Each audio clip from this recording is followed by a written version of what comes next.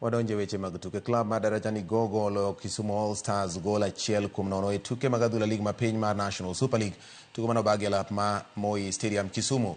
E alap mar Raila Odinga Stadium Homa Bay, klab mar Mofa owuok amodhi gol 1-1 gi tim mar Sway United.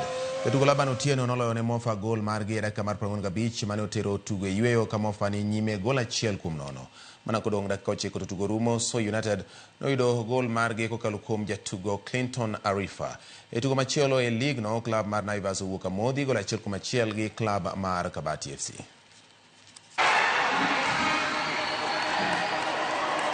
We can't afford to have this, twice in a row.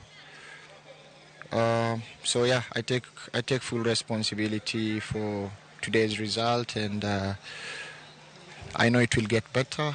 It's my job to make it better together with the boys. So we will address it, and I know we'll get it right.